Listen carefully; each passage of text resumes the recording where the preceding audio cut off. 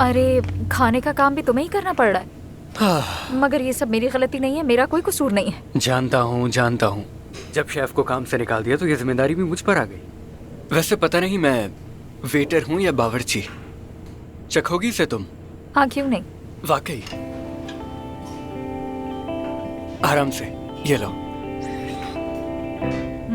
मजेदार है ना? बिल्कुल। मैंने इसमें अदरक डाली है। अच्छा, लेकिन अगर मैं ये बात अदीब भाई को बताऊंगा तो वो मुझ पर गुस्सा ना करे। क्या मतलब? तो ये तुम्हारा आइडिया था? मुझे लगा इससे बेहतर बनेगा। वाह भाई, मान गई मैं तुम्हारे हुनर को। फिर से कहना। क्या? 1 मिनट। ये क्या कर रहे हो? इस लम्हे को यादगार बना रहा हूँ। पहली बार तुमने कुछ अच्छा कहा है मेरे लिए। अरे छोड़ो इसे। छोड़।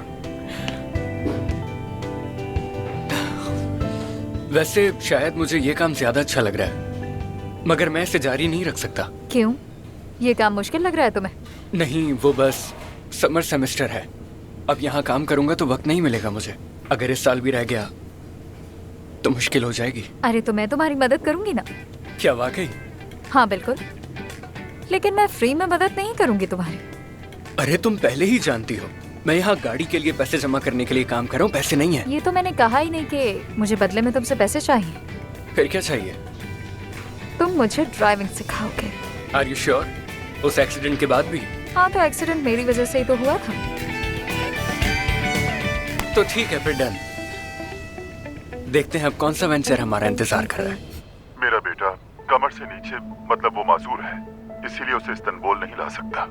वैसे भी हादसे के बाद से वो बाहर नहीं निकलता।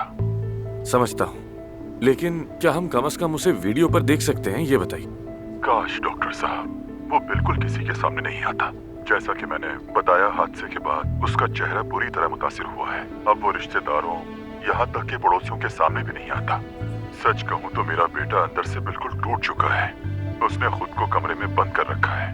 सारा दिन इंटरनेट यूज करता है। उसी ने आप लोगों के बारे में सुना था। अच्छा, तो ये बताइए कि आप हमसे एग्जैक्टली चाहते क्या हैं? मैं चाहता हूँ कि आप लोग मेरे बेटे का चेहरा मुकम्मल तौर पर बदल दें, यानी उसका मुंह, नाक, आंखें, भवें, सब कुछ। जब मैंने मदीन के बारे में सुना तो हमारे दिल में भी उम्मीद जागी। अल्लाह का शुक्र है मेरी माली हालत भी ठीक है। बस मेरा बेटा भी ठीक हो जाए। देखिए, मरीज को देखे बगैर हम ये नहीं कह सकते कि क्या मुमकिन है और क्या नहीं। अल्लाह की रजा के लिए डॉक्टर साहब, देखिए मैं आपकी मिन्नत समाजत कर रहा हूँ, मेरी बात माने। एक बार आके मेरे बेटे को देख लें, जो दरकार होगा मैं करूँगा। बराए मेहरबानी बस एक बार आ जाए। अगर लगे कि मुमकिन नहीं तो वापस चले जाएं। लेकिन मैं आपसे जो वादा कर रहा हूँ वो जरूर पूरा करूँगा। अपना अतिया भी दूंगा ताकि सबको फायदा हो उसका। आप समझ रहे हैं ना? बस आप ये जान लें कि मेरी आखिरी उम्मीद आप ही हैं। ठीक है, ठीक है बातिन साहब। डॉक्टर आमिर बहुत जल्द आपके बेटे को देखने के लिए आएंगे, उसके केस को समझने के लिए। बिल्कुल बिल्कुल जरूर आएंगे। अल्लाह आपसे राजी हो। अल्लाह हमेशा आपको खुश रखे। तो ठीक है, फिर मैं आपकी टिकट्स वगैरह सबका बंदोबस्त करता हूँ। बस आप सिर्फ वक्त बता दें, बाकी सब कुछ मैं संभाल लूंगा। जो आप कहेंगे वही होगा। ठीक है, फिर अपना ख्याल रखिएगा। जल्द मुलाकात होती है। खुदा हाफिज। अफसून, देखो तुम फिर जल्दबाजी कर रही हो। यार आमिर, जरा उस आदमी की हालत तो देखो। अगर हम उसके बेटे की हेल्प कर सकें तो कितना अच्छा हो जाएगा। और क्या हो गया अगर उसने हमें डोनेशन दे दी, उसके पैसों से हमारे पेशेंट्स की मुफ्त सर्जरी हो जाएगी। जरा सोचो तो सही। ठीक है, जैसी तुम्हारी मर्जी। मैं बहुत खुश हूँ। अच्छा, तो फिर मैं जाकर जनान से बात करती हूँ कि कल के लिए फौरन तुम्हारे लिए टिकट बुक कर दे, जल्दी से। क्योंकि तुम तो पल में बदल जाते हो, किसी भी बात इनकार कर सकते हो।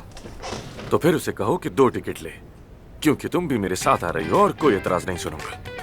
बल्कि चूंकि अली अब मौजूद नहीं, तो सिर्फ साथ नहीं आओगी बल्कि ऑपरेशन में भी शरीक होगी। क्या मतलब? ऑपरेशन में मेरा क्या काम? मुझे कुछ आता वाता तो है नहीं। तुम्हारा पसीना पोंछूंगी क्या मैं? क्या करूँगी? खैर जाने दो।